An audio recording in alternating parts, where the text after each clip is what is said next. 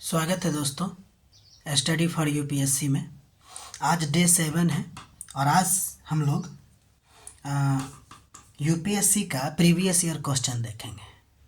ध्यान दीजिएगा कि हम जो है यूपीएससी प्रीवियस ईयर के लिए 1995 से क्वेश्चन उठाए हैं। क्योंकि पढ़ाई की शुरुआत कर रहे हैं इसलिए पहले ना सिंपल क्वेश्चन देखना बहुत ज़्यादा ज़रूरी है, इसीलिए बहुत पीछे से हम चले आ रहे हैं। ठीक है, नहीं तो वर्तमान में क्वेश्चन का लेवल थोड़ा सा डिफ़िकल्ट है, तो उसको समझने में और साथ ही साथ अभी सिलेबस भी कंप्लीट नहीं है तो दिक्कत होगी। इसीलिए हम लोग बहुत बेसिक से और बहुत ही शुरुआत से चल रहे हैं। 2-4 महीना के बाद लगभग सिलेबस कंप्लीट हो जाएगा 3 से 4 सब्जेक्ट का, तो फिर हम लोग धीरे धीरे और भी मतलब डिफ़िकल्ट क्वेश्चन सबको टैकल करने में सक्षम हो पाएंगे।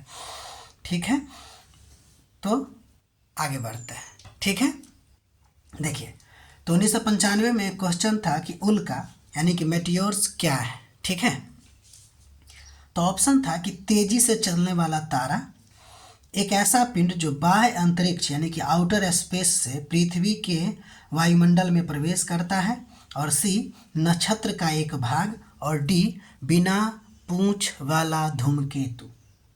तो इसका आंसर सिंपल होगा कि ये सिंपल बात जानते हैं कि एक पिंड होता है जो पृथ्वी के वायुमंडल में जो है वह प्रवेश करता है। ठीक है, वही उसका आंसर होगा। तो ये जो पहला है उसका आंसर हो जाएगा बी।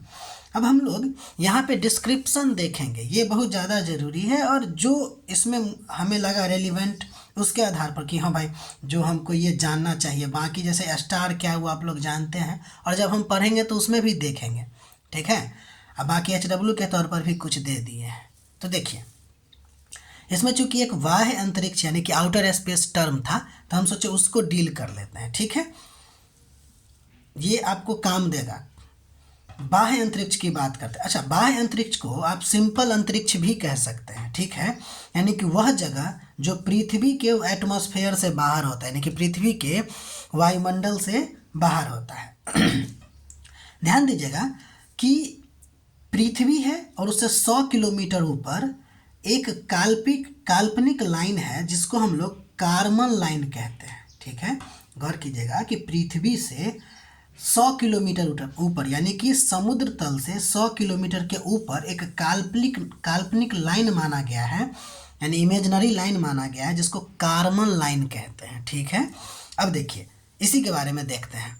कहता है कि पृथ्वी के बाहरी वायुमंडल, आप जानते हैं कि वायुमंडल का अलग अलग स्फीयर है, यानी कि अलग अलग लेयर है ना, तो उसमें से सबसे बाहरी, ठीक है ना, अर्थात समुद्र तल से 100 किलोमीटर के ऊपर एक काल्पनिक रेखा खींची गई। अब रेखा है नहीं लेकिन खींची गई है, जिसे कार्मन लाइन कहते हैं। ठीक, इस कार्मन लाइन से ही अंतरिक्ष की शुरुआत होती है। अब यहाँ जो आउटर स्पेस दिया है या अंतरिक्ष दिया है, आप शायद समझ गए होंगे कि अंतरिक्ष मतलब क्या।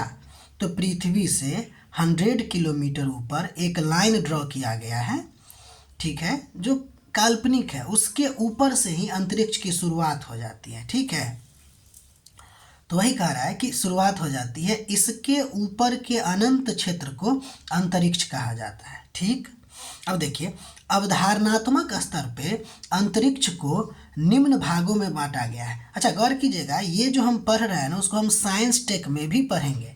ठीक है, क्योंकि उसमें अभी हम बायोटेक्नोलॉजी शुरुआत किए हुए हैं साइंस टेक में। जब हम मतलब कि स्पेस टेक्नोलॉजी के बारे में पढ़ेंगे तो इसमें हम जरूर पढ़ेंगे। ठीक है, फिलहाल के लिए अवधारणात्मक स्तर पर अंतरिक्ष को निम्न भागों में बांटा गया है।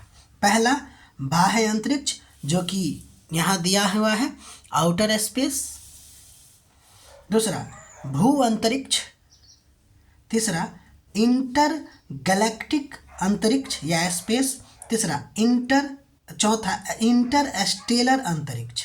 ठीक है, इस सब के बारे में देखते हैं थोड़ा थोड़ा। अच्छा, ये एग्जाम में तो नहीं पूछा जाएगा, लेकिन ये सब अवधारणात्मक समझ के लिए बहुत ज़रूरी है। ठीक है,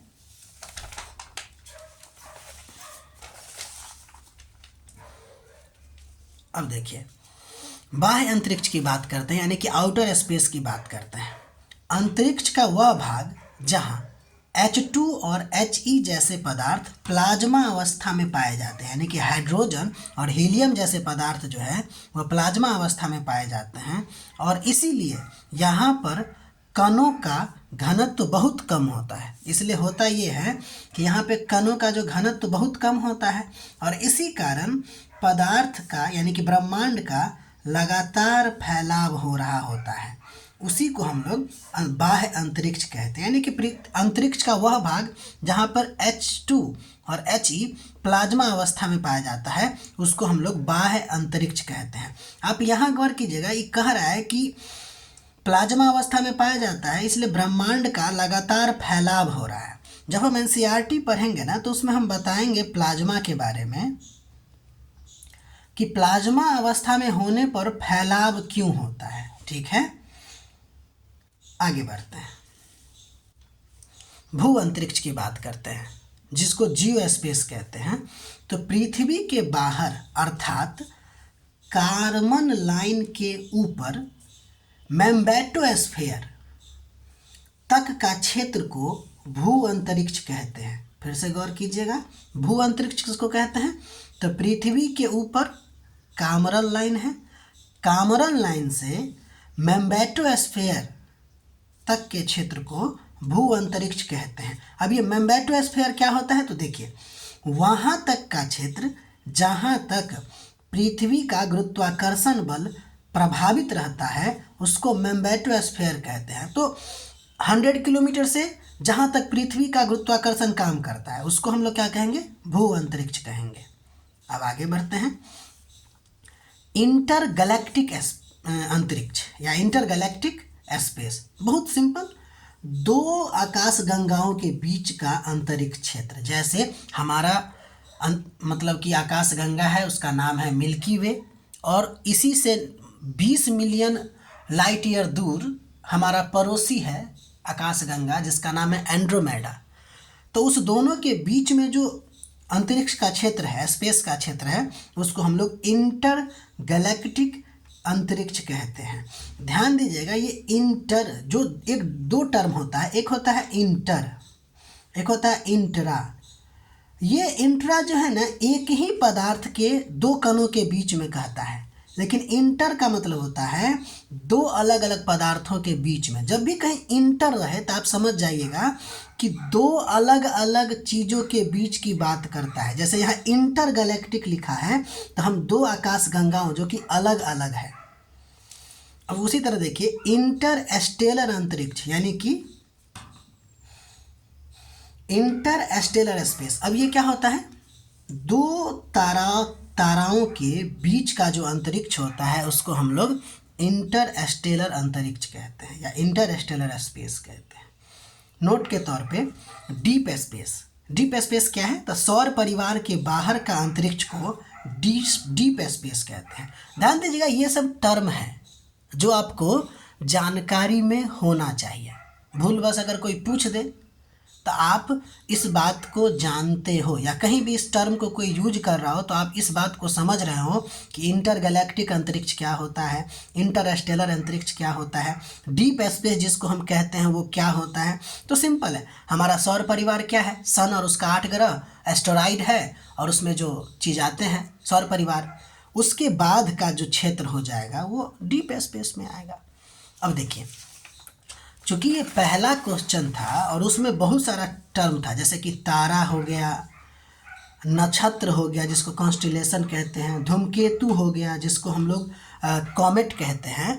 तो अब हमारा ड्यूटी ये बनता है कि इसको HW के तौर पे रखें। कौन?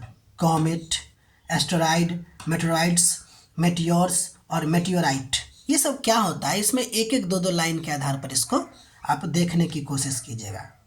बाकी हम पढ़ेंगे चैप्टर तो उसमें भी तो करेंगे ही। अब आगे बढ़ते हैं। दूसरा क्वेश्चन था हिंद। भारत के लोगों के लिए हिंदू शब्द का प्रयोग सबसे पहले किसने किया था? तो इसका आंसर सिंपल है कि यूनानी। बहुत बार ये क्वेश्चन आप देखे भी होंगे। ठीक है, अब देखिए इसके बारे में थोड़ा सा। हिंदू शब्द संस्कृत के सिंधु से निकला है। ठीक है, यानी कि हिंदू का धातु क्या है? सिंधु। पारसियों, जो कि पर्सियन के पीपल हैं, यानी कि फारस के पीपल को पर्सियन कहा जाता था, और आज के समय में पारस यानी कि फारस को ईरान कहते हैं। ठीक है, यानी कि फारस का नाम बदल के अब क्या हो गया, ईरान। ईरान के लोग जो है वह स्व उच्चारण ठीक से नहीं कर पाते थे, तो ह उच्चारण हो जाता था उनसे, इसलिए जब उन्होंने सिंधु वर्ड यूज किया ना तो हो गया हिंदू। लेकिन गौर कीजिएगा, यहाँ पे क्वेश्चन कह रहा है कि भारत के लोगों के लिए हिंदू वर्ड, लेकिन ये जो यूज किया है पर्सिया के पीपल, वो सिंधु नदी के लिए किया है। तो बाद में यूनानी पीपल जो आए ना, वो इस शब्द को भारत के लोगों के लिए कहा।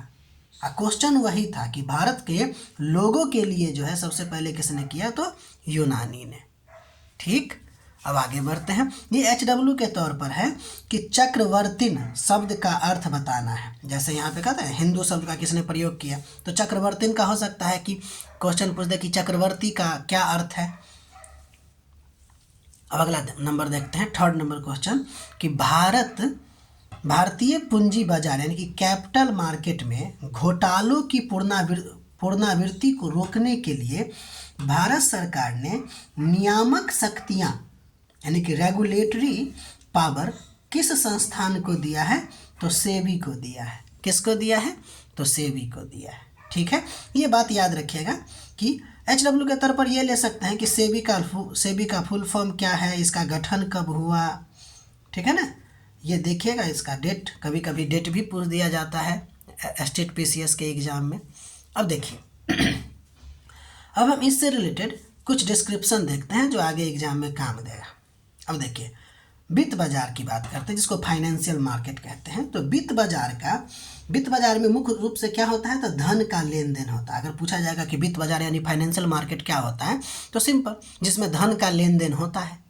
ये जो वित्त बाजार है ना, वो बचत, निवेश यानी इन्वेस्टमेंट, पूंजी निर्माण यानी कि कैपिटल फॉर्मेशन को बढ़ावा देकर आर्थिक विकास के मार्ग को प्रशस्त करता है। ये जो वित्त बाजार है ना, वो आर्थिक विकास के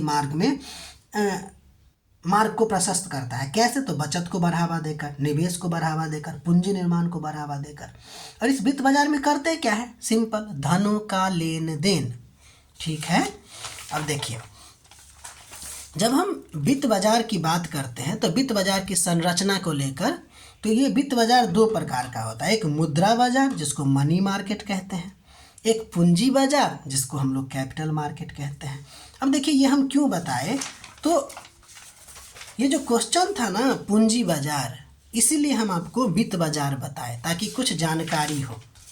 अब देखिए, पूंजी बाजार और क्या हो गया आपको, मुद्रा बाजार। अब देखिए, मुद्रा बाजार क्या होता है। अगर मुद्रा बाजार मनी मार्केट के बारे में पूछा जाएगा तो यह अल्पकालीन धन का लेन देन करता है। मान लीजिए डिट्टो अगर एक सेंटेंस में दे दे कि दोनों में अंतर क्या है, तो देखिए, मुद्रा बाजार जो है वह अल्पकालीन धन का लेन देन करता है, यानी कि 1 वर्ष तक के लिए धन का जो लेन देन करेगा उसको हम लोग क्या कहेंगे, मुद्रा बाजार के अंतर्गत आएगा। ये 1 वर्ष के लिए धन का जो लेन देन होता है वो किसके अंतर्गत आता है, मुद्रा बाजार के।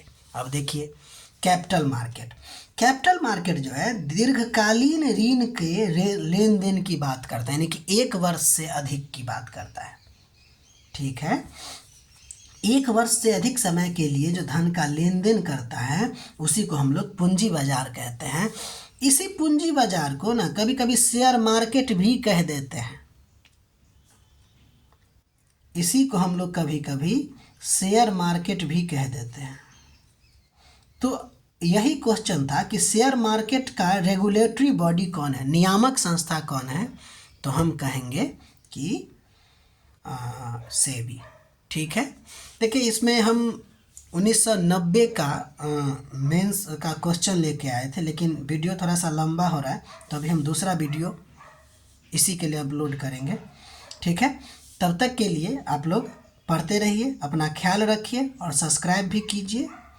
और सबसे ज़रूरी बात, नोट बनाते रहिए। अब ये सब भी आपको कहीं एक पेज एक कॉपी बना लेना है जिसमें प्रीवियस ईयर का क्वेश्चन हो, और उसके आधार पर ये सब कीजिए, ताकि आपको ना जीएस सेक्शन पढ़ने में और ज़्यादा आसानी हो। और कभी कभी तो ऐसा भी होगा कि डायरेक्ट यहाँ से क्वेश्चन पीटी में देखने को मिल सकती है, ऐसा स्टेट पीसीएस में, यहाँ तक कि यूपीएससी में भी देखने को मिलेगी। ठीक है, तब तक के लिए अपना ख्याल रखिए। धन्यवाद।